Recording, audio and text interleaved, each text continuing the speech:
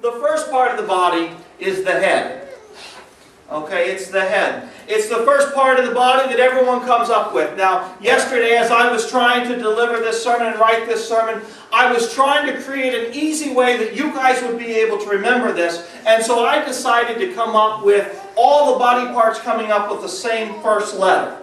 And so I'm running around, everybody was working here yesterday, and I'm like, okay, I need 4 body parts to begin with this letter. I need 4 body parts to begin with this letter. And I finally had settled on the letter H, and the one that everybody came up with first was the head. The head is the part of the body that provides guidance and vision. It's those people who, let me step back here, the head is the command center of the body. It's mapping out direction and watching out for the obstacles. It's where we see vision, and it's where we get our hearing from. Okay, all the sensations around us, the majority of them reside in our head. It's that part of the body that's most exposed. If you look around you, okay, what you see exposed, if you look at the body parts, are a bunch of heads. Now, what happens is this is oftentimes becomes the command center of the body, and a lot of times everybody wants to be a head. But just like our own bodies, our head is the most exposed. It's also oftentimes the part that gets the most critique. When things go wrong, it's the head that gets the blame. Okay? It's the head that actually must be careful not to forget about the other body parts, because oftentimes the other body parts become subsequent to the head. Now, people who are serving in the head of the body oftentimes are visionaries. They're excited. They oftentimes can see 5 steps ahead of us. Sometimes we wonder what they're seeing. Amen. Sometimes we wonder if they don't need medicine for what they're seeing. The head sometimes has this unimaginable expectations of everyone. If we're not careful, the heads oftentimes set standards that other people can't meet. Amen. Heads are oftentimes very demanding. And heads oftentimes become people who seem very controlling of each other. Heads in relationships oftentimes are the one who typically like to have the more control. In the same respects, heads have to be careful within the church, because the heads have to be careful not to think that they're the only body part in the church. My dad used to say to my mom, I'm the head of the household. And my mom would always remind my dad, well, I'm the neck, and you aren't going to turn unless I let you. So, the head plays a very important role, but it's nothing without the body. Tom Selleck, I was reading in a magazine, said, whenever I get full of myself, I remember the nice elderly couple who approached me with a camera on the streets of Honolulu one day. And as they began to approach him with their camera, he took his pose, and he's standing there posing, and they looked at him and said, oh, I'm sorry, no. We wanted you to take a picture of us. And sometimes the head has to be reminded that they're not the only ones there. So, some of us are heads in the body. The next part of the body we want to talk about are the hands. Now, the hands are the perfect, practical, and organized part of the body. You notice what you can do with your hands? We can take it, we can file things, we can type. We teach our hands to do all kinds of things. We thumb through things to make sure they're in accordance with what they should be. The hands are the part of the body that organizes everything. They are the part of the body who thinks in policy and procedure.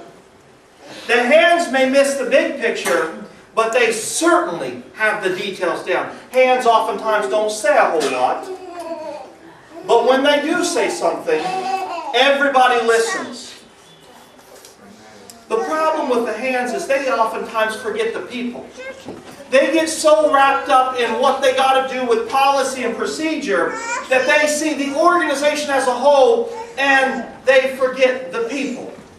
While their concentration on policy and procedure seems to help the organization, they may be perceived as cold and oftentimes calculated. They may be seen as distant or not friendly. You just got to warm up to the hands. Have you ever met someone with cold hands? Mm-hmm. Once they warm up, they're good people too. The next part of the body I want to talk to you about is the heart. Where would we be without the heart?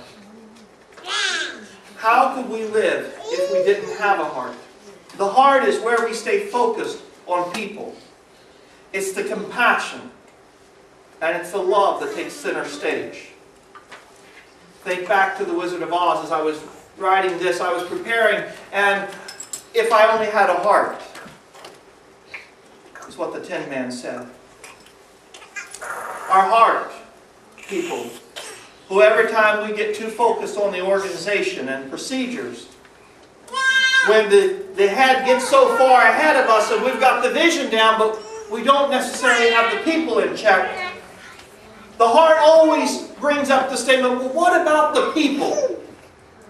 Where are the people going to sit out? Where are the people going to go? Are the people going to be able to make it? And then it pulls us back to reality. The hearts will feel hurt when the people are hurt, and will respond to protect the weakest of the links. If you notice, the heart people, they're running late for everything. Okay? They love people, and on their way to church, they took and they found someone or something that needed help, and so what they did was they stopped to help. Now they will commit to the world, and sometimes they fall short. They are fast on because they're excited, and they feel the emotion of everything. But they burn quickly. Because a heart can't carry it alone. A heart can jumpstart you, but it won't carry you through. Our heart people. The last section of the body that I want to remind you of is the heel. The heel of the foot is the part of the body that does the walking. We can talk all we want to. However, if we do not have our heels to hit the pavement, then we're just a bag of hot air. The heels are the people who help get the stuff done. They practically execute as they put one foot in front of another. Oftentimes they're the quiet movers. They're the reliable and the present. They're the ones who you know you can count on to get something done. Now, the thing is that the foot's going to do exactly what it's told to do. When you ask it for ideas, would you rather go with this or that? I don't know, what would you prefer to do? Because they're just as happy to go with whatever. They're excited just to kind of go with the flow of people. They want to hear people. And they want to hear the head. The heels must be careful because sometimes they don't speak up. Sometimes it's easy to get lost because they just seem to get told what to do, and it goes on and on and on, and they never really tell, hey, what about me? Whether we are the head, the heart, the hands, or the heel, we all play different parts in the body. And as we play different parts of the body, we are to work with one another.